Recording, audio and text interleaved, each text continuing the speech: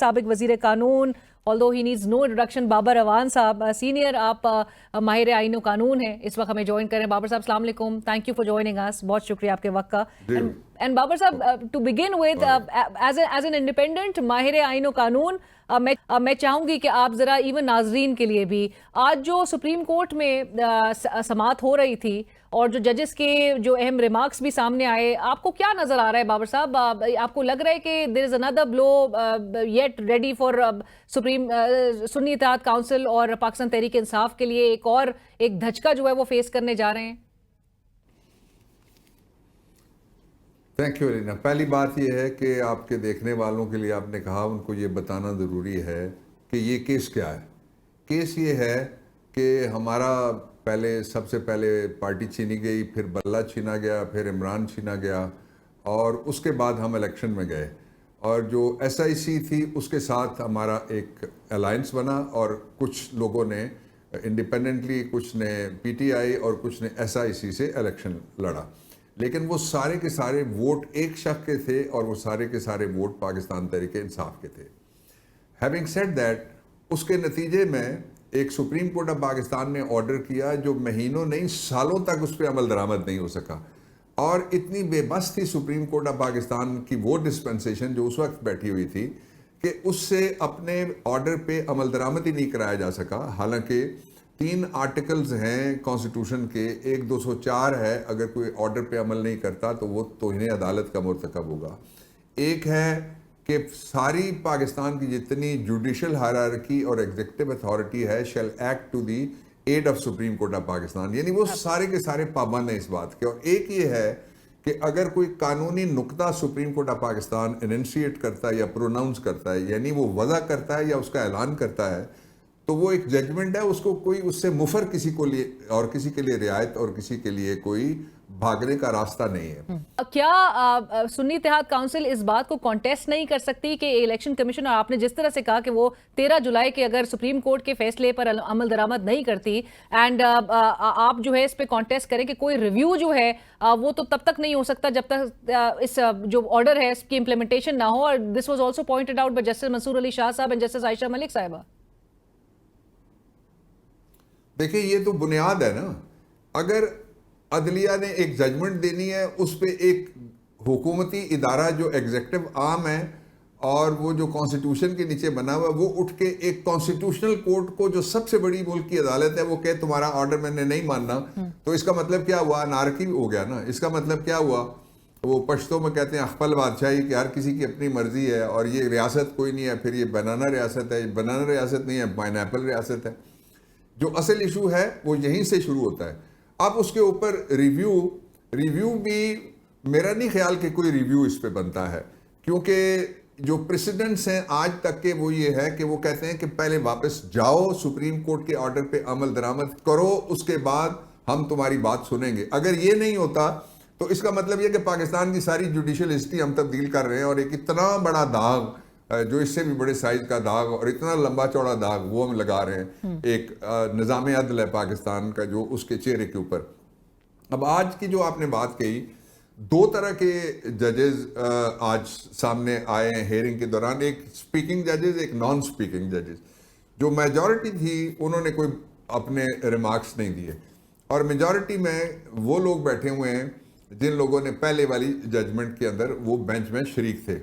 مناسب یہ تھا اور پراپر یہ تھا, اور پروپرائٹی جس کو کہتے ہیں لیگل پرنسپل ہے, وہ ڈیمانڈ اس کی یہ تھی کہ پوری عدالت بیٹھے.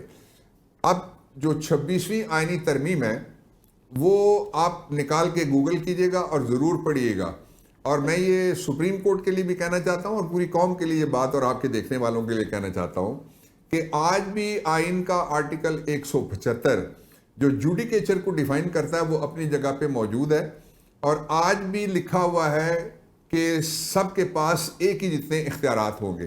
اب 26ویں آئینی ترمیم کے بعد آئینی بینچ تو بنا, لیکن یہ کہیں نہیں لکھا ہوا کہ چیف جسٹس سپریم کورٹ اس میں نہیں بیٹھ سکتے, یہ کہیں نہیں لکھا ہوا کہ وہ بینچ کو بڑا کانسٹیٹیوٹ نہیں ہو سکتا, اور یہ بھی کہیں نہیں لکھا ہوا کہ فل کورٹ نہیں بیٹھ سکتے. سب سے امپورٹنٹ بات ہے, یہ غالباً پہلی دفعہ ہو رہی ہے آپ کے شو میں, کہ کہیں نہیں لکھا ہوا کہ فل کورٹ نہیں بیٹھ سکتی کسی معاملے میں. اب اگر فل کورٹ نہیں بیٹھتی اور وہ ججز بیٹھ کے دوبارہ اپنا ویو جس کے اوپر ججمنٹ آنے کے بعد عمل درآمد نہیں ہوا کوئی سامنے لاتے ہیں تو اس کا صرف پھر ایک ہی مطلب نکلے گا کہ جو مینجمنٹ ہوئی تھی پہلے عمران چھیننے کی، اس کا بلہ چھیننے کی، پارٹی کا نام چھیننے کی، وہی اس وقت نظام ہے جو بروئے کار آ رہا ہے اور وہی نظام ہے جس پہ عمل درآمد کیا جا رہا ہے.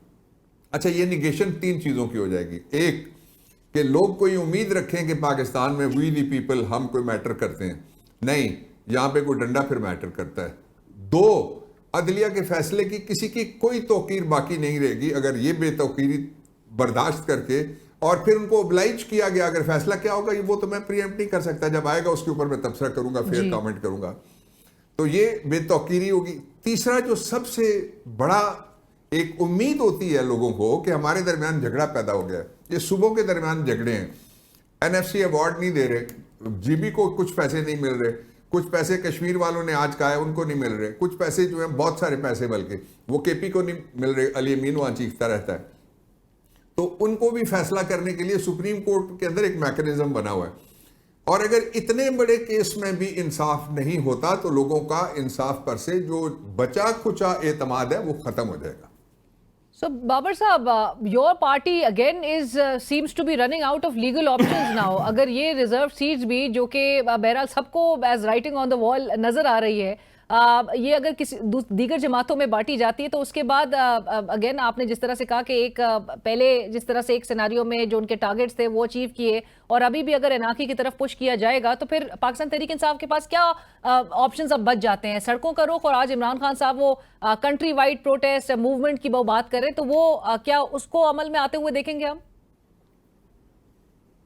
4 دن پہلے میں بھی ملا تھا اور انہوں نے یہی بات کی تھی، اور وہ آپشن ہمارے کارڈ سے کبھی بھی غائب نہیں ہوا، وہ آپشن موجود ہے. نمبر 1. نمبر 2 یہ ہے کہ اس آپشن کی حمایت میں اضافہ ہو رہا ہے، اس کی حمایت میں کمی نہیں ہو رہی، اور وہ اس لیے کہ لوگوں کو نظر آ رہا ہے کہ انصاف کے ادارے سے اگر نا انصافی ہونے جا رہی ہے تو پھر ہمارے پاس یہی آپشن بچتا ہے جس کا آپ نے ابھی اشارہ کیا کہ ہم اسٹریٹس کی طرف جائیں، ہم پرامن احتجاج کریں، ہم آواز بلند کریں، ہم لڑائی لڑیں عوام کے اندر جا کے. اس کی ایک بات.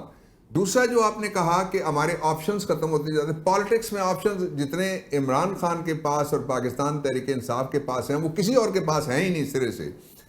یہ جو حکومت فرضی طریقے سے لائی گئی ہے، یہ جو کچھ بھی کر رہی ہے اس کا حشر وہی ہوگا جو جسٹس ڈوگر LFO کے چیف جسٹس بنے تھے تو ان کے جانے کے بعد ان کو وہ ٹائٹل بھی کہا گیا کہ آپ سے ہم واپس لیتے ہیں. تو یہ جتنی بھی ججمنٹس ہیں یہ ساری ختم ہو جائیں گی، اور اس کا سبب ہے کوئی ججمنٹ، آئین کا آرٹیکل نمبر 8 کہتا ہے کوئی لا، کوئی ججمنٹ، کوئی روایت، کوئی فیصلہ اور کوئی قانون جو بنیادی حقوق کے متصادم ہے وہ نان ایسٹ ہے، وہ ایگزسٹ ہی نہیں کرتا. تو اس لیے یہ ایکسرسائز پاکستان کے لوگوں کے پیشنس کے ساتھ اور ان کا جو فیصلہ ہے اس کے ساتھ بڑا توہین آمیز یہ سلوک ہو رہا ہے، اور اس کے خلاف غم و غصہ لوگوں میں بڑھ رہا ہے. پایا تو پہلے دن سے ہی جاتا ہے. تو ہوش کے ناخن لینے چاہیے. عوام کا فیصلہ جو سارا دن صبح دوپہر شام کہتے ہیں کہ ہم عوام کی مانتے ہیں، تو عوام نے تو پھر 187 سیٹیں دی ہوئی ہیں پاکستان تحریک انصاف کو، 17 سیٹوں والے حکومت کر رہے ہیں. تو یہ کانٹرڈکشن ان ٹرمز کھلے تضاد کا ابا ہے جی. یہ تو بابر صاحب 190 ملین پاؤنڈ کیس کی حوالے سے جو سزا معطلی کی درخواست ہے وہ تاحال لگ نہیں سک رہی ہے. کل بھی احتجاج پاکستان تحریک انصاف کی جانب سے اسلام آباد ہائی کورٹ کے باہر اس کی کال دی گئی ہے. آپ کو لگ رہا ہے کہ عید سے پہلے یہ کیس لگتا ہوا آپ کو دکھائی دے رہا ہے؟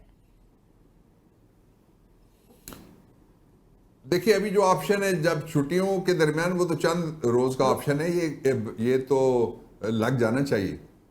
اور اس کے اندر 3 میرے کامنٹ ہیں. سب سے پہلا کامنٹ یہ ہے کہ آپ نے کہا 190 ملین پاؤنڈ وہ جو اب برآمد ہو کے شہباز شریف کے پاس پہنچ گئے، اور شہباز شریف اپنے نام پہ یونیورسٹی بنا رہے ہیں یا اپنے کسی پسندیدہ نام پہ، دانش یونیورسٹی، وہ پوری بات ہم کر دیتے ہیں نا. ہاں یہ وہی ہے نا جی.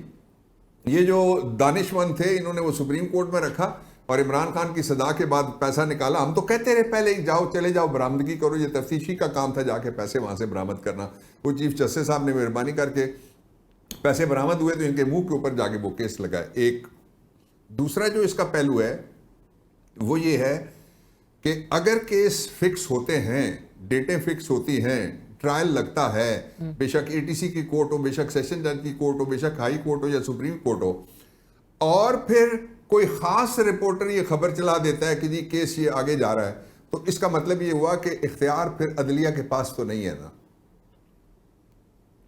اور آلریڈی چیف جسٹس صاحب، بابر صاحب، چیف جسٹس صاحب کمٹ بھی کر چکے تھے، کمٹمنٹ بھی کر چکے تھے گزشتہ ہفتے کی.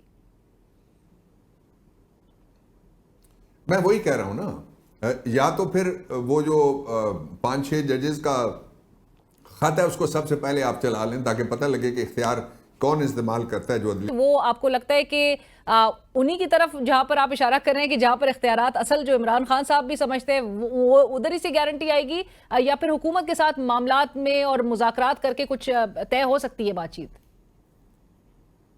تھینک یو علینا فار دس کوسچن. میں تھوڑی وضاحت کر دیتا ہوں. یہ تازہ جو میری گفتگو ہے عمران خان صاحب سے، اس کی روشنی میں ایک تو یہ ہے کہ وہ کہتے ہیں کہ اس فرضی نظام کے اردلی کسی سے اب میں بات نہیں کروں گا. دوسرا یہ کہ جس نے بات کرنی ہے وہ پاکستان تحریک انصاف سے، ان لوگوں سے جو عمران خان کہیں گے کہ یہ لوگ بات کریں گے، ان سے بات ہوگی. اس کا نہ وہ کوئی ڈیل مانگتا ہے نہ ڈیل مانگتا ہے، وہ سٹیل ہے کہ کیا جو جس نے تفتیش کرنی ہے مدعی ہو سکتا ہے، گواہ ہو سکتا ہے؟ آنسر از نو. اس لیے یہ مقدمے ہیں ہی کوئی نہیں. وقت گزرے گا، ہوا کی دھول میں ردی کی ٹوکری سے نیچے جا کے یہ پڑے ہوں گے سارے کے سارے مقدمات. یہ سیاست ہے سیدھی سیدھی، اس کو توڑنے کی ناکام کوشش ہے. بابر صاحب بہت شکریہ، thank you so much for your time sir, بہت شکریہ. اسی کے ساتھ ہی کل تک کے لیے اجازت دیجیے، اللہ حافظ.